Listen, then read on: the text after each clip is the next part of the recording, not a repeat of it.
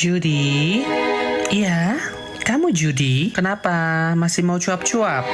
Masih mau buka aib-aib kakaknya? Masih mau spill-spill rahasia? Masih mau spill-spill aib kakaknya sendiri? Ingat, kamu sedang dipantau. Ya, seketika kamu ingin membuka aib kakakmu atau men-spill salah satu aib kakakmu, kamu bisa melawan hukum dan bisa dilaporkan. Jadi jangan merasa kamu paling. Halo semuanya, apa kabar? Selamat datang kembali di channel Analisis Sengit, channel yang membahas berbagai berita viral dan memberikan reaksi serta analisis mendalam terhadap isu-isu yang sedang ramai diperbincangkan. Pada video kali ini kita akan membahas polemik yang kembali menyeret Ruben Onsu, Sarwenda, dan Giorgio Antonio. Mulai dari teguran Ruben kepada Gio terkait anak-anak, ramainya perbincangan di media sosial, hingga perkembangan terbaru mengenai proses hukum hak asuh yang kembali menjadi sorotan publik.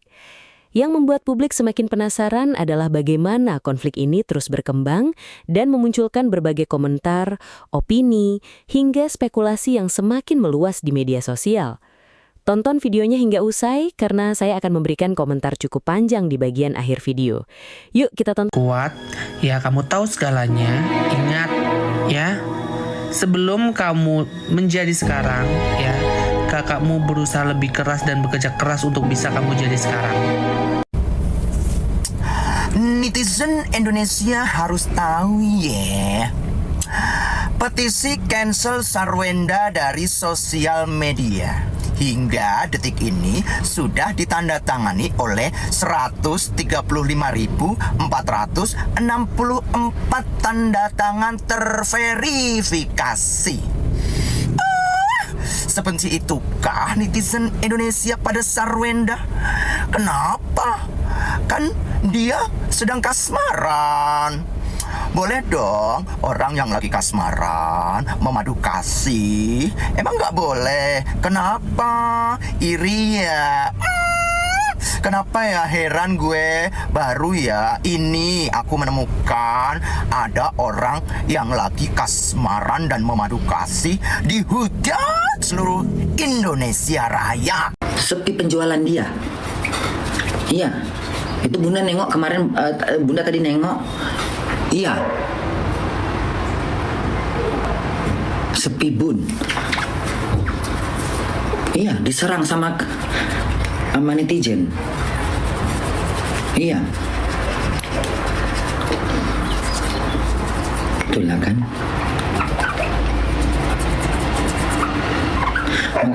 Makanya kalau kita itu kalau kita sering jualan di online, di TikTok ini, hati-hatilah berucap.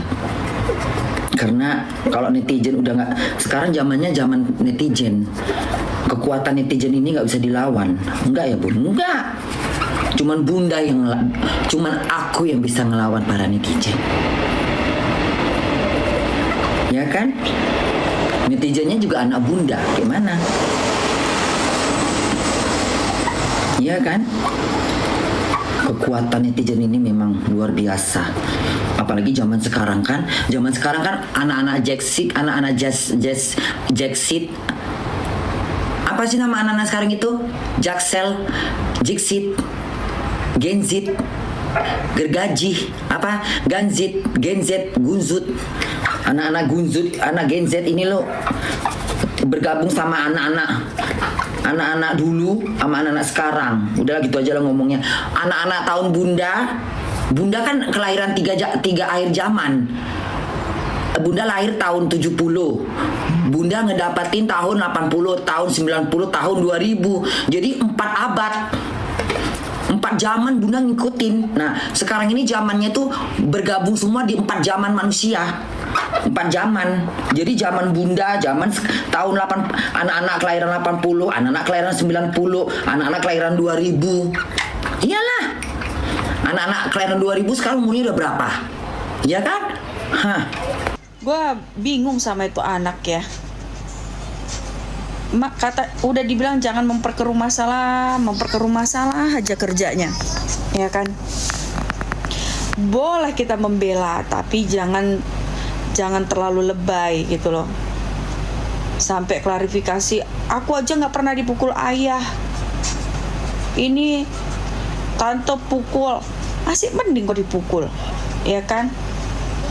Pukul itu bukan berarti orang tuh benci samamu. Bisa jadi ada sesuatu hal yang kamu tuh ditempeleng begitu.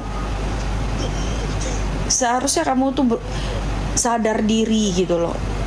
Mantan istrinya aja yang melahirkan anak-anaknya aja bisa dibilang diangkat dari lumpur, apalagi lu bocil, ya.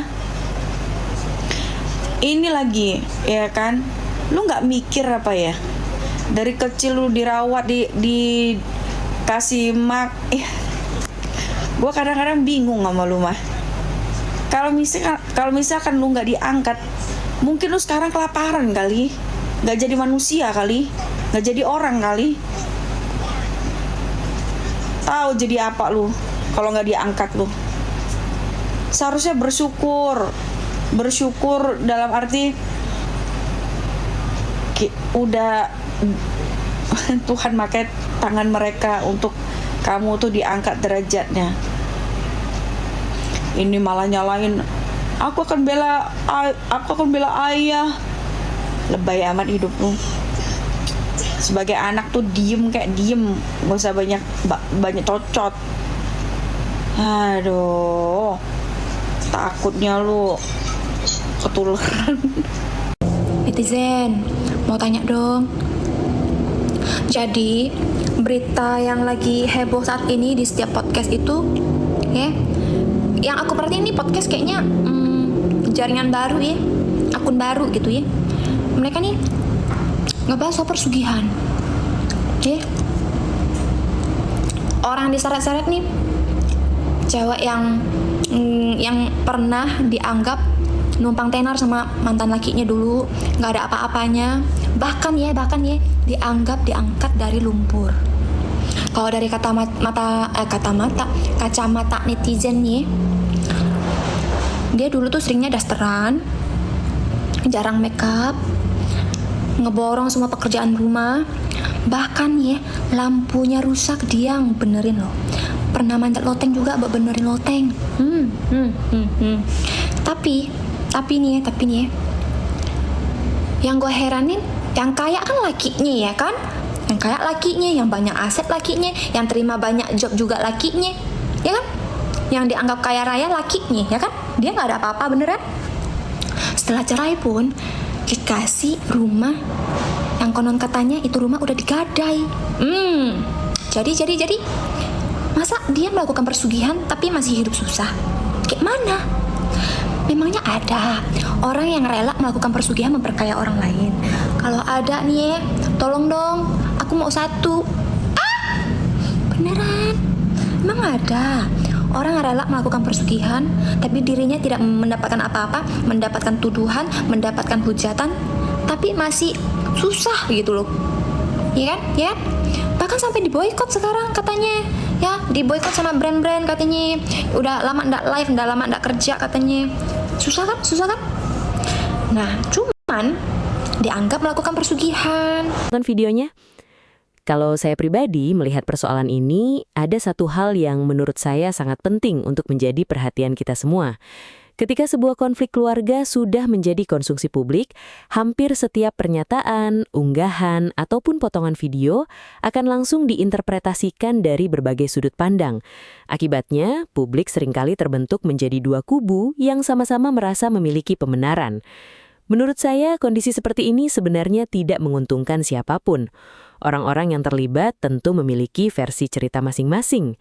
Kita sebagai penonton hanya menyaksikan potongan-potongan informasi yang beredar di media sosial atau media massa. Sangat mungkin masih ada banyak hal yang tidak diketahui publik. Saya juga berpikir bahwa ketika konflik sudah menyangkut keluarga dan anak-anak, semua pihak sebaiknya lebih berhati-hati dalam menyampaikan pernyataan di ruang publik. Kalimat yang diucapkan ketika sedang emosi bisa terus beredar di internet selama bertahun-tahun. Dampaknya bukan hanya dirasakan oleh pihak yang sedang berselisih, tetapi juga oleh orang-orang terdekat mereka. Di sisi lain, saya memahami mengapa isu seperti ini selalu menarik perhatian masyarakat. Ruben Onsu dan Sarwendah adalah figur publik yang sudah dikenal bertahun-tahun. Apapun perkembangan hubungan mereka pasti akan menjadi sorotan. Namun menurut saya, perhatian publik tidak seharusnya berubah menjadi ruang untuk menghakimi seseorang tanpa mengetahui keseluruhan fakta.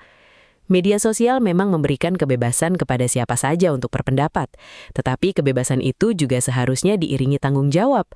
Kita boleh memiliki opini, tetapi sebaiknya tidak langsung mempercayai setiap narasi yang beredar tanpa menunggu informasi yang jelas dan dapat dipertanggungjawabkan. Saya pribadi lebih memilih menunggu perkembangan resmi daripada terburu-buru menyimpulkan siapa yang benar dan siapa yang salah.